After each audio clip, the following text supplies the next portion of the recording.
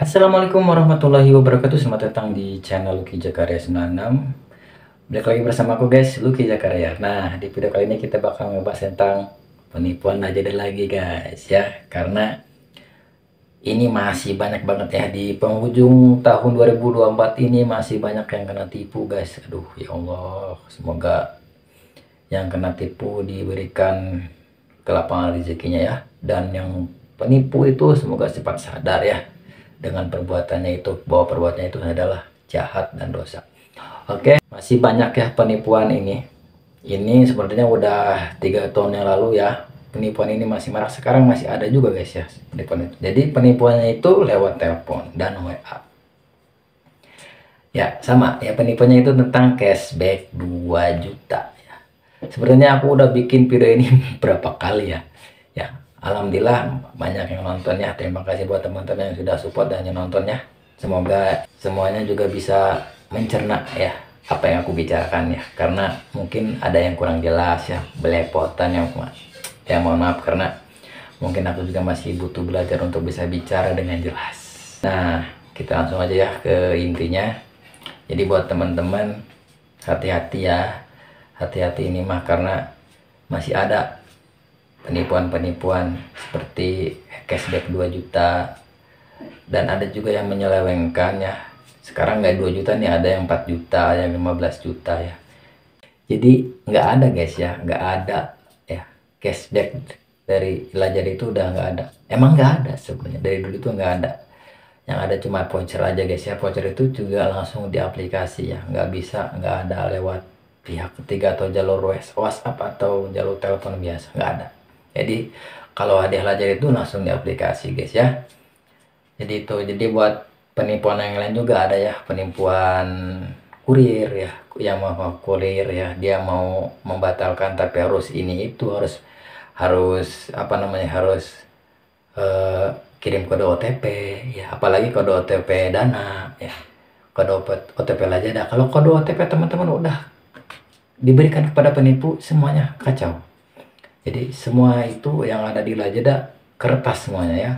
Kalau Lazada teman-teman tersambung ke Dana, otomatis Dana teman-teman yang habis. Kalau akun Lazada teman-teman terkait ke Oppo teman-teman yang habis. Aplikasi Oppo maksudnya ya, bukan HP. Jadi itu.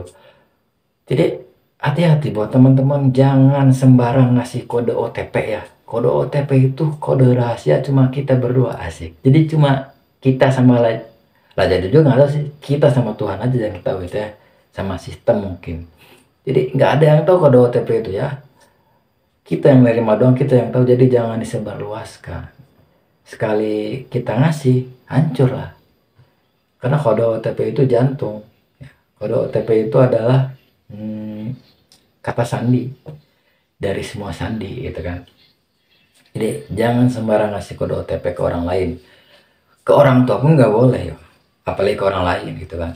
Hanya kita aja yang tahu ya, sama aplikasi gitu yang ngirim kan gitu guys. Jadi jangan sembarangan ngasih kode OTP. Mau orang tua pun kalau mau minta ya jangan, takutnya ya gitu kan, salah gunakan gitu guys.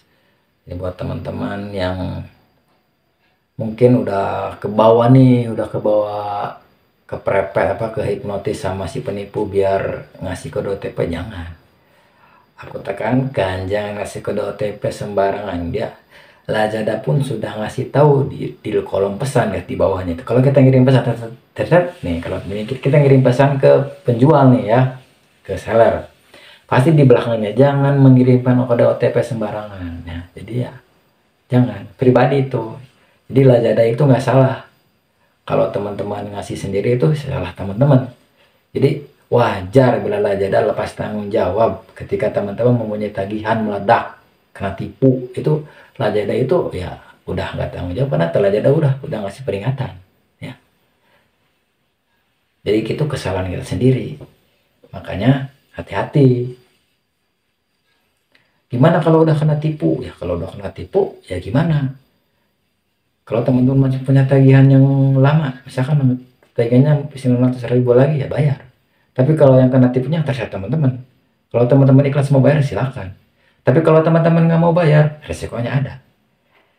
Resikonya dikejar-kejar debt collector. Terus kredit skor kita di kredit di bank semua jelek guys, jadi kita nggak bisa minjem lagi di PayLater manapun, di pinjol manapun, di bank manapun ya, nggak bisa. Nama kita udah jelek di OJK gitu guys, jadi resikonya ada. Kalau untuk pidana sih kurang tuh, kayaknya belum ada ya utang itu kena pidana. Paling kita apa namanya, harus bayar atau ada perjanjian lain harus disita apapun gitu, barang-barang gitu gitu doang guys. Jadi kalau untuk pidana kayaknya nggak ada, karena kita korban penipuan guys ya, bukan kita sengaja untuk berhutang tapi terus kita nggak bayar, itu beda lagi hukumnya. Oke guys, jadi jangan takut ya kalau udah kena tipu ya udah. Kalau teman-teman nggak sanggup bayar udah jangan dibayar. Debt collector nggak semuanya datang kok ya, ada yang di WA doang, di telepon doang, itu doang. Kalau datang nggak semuanya guys ya, karena nggak semuanya ada debt collector. Maksudnya debt collector lapangan ya, buat ke rumah nggak ada, jarang. Sekarang pinjol-pinjol itu jarang, kecuali mungkin ada aku laku kredipo itu ada ya. Kalau yang lainnya belum tahu saya, tapi kalau aku laku kredipo ada, kalau yang lainnya kurang tahu. Jadi itu aja guys ya, hati-hati kepada teman-teman ya, jangan sembarang kirim kode OTP. Penipuan cashback 2 juta itu no, nggak ada guys, nggak ada sama sekali ya. Jadi buat teman-teman, stop berharap dengan hadiah seperti itu. Kalau ada yang ngirim hadiah udah matiin aja tak ya gitu, jangan percaya guys, apalagi ada syarat tertentu. Kalau mau kirim aja. Jadi itu aja guys ya, buat teman-teman hati-hati, jangan kirim OTP sembarangan ya, ke orang tua pun gak boleh, apalagi ke orang lain gitu.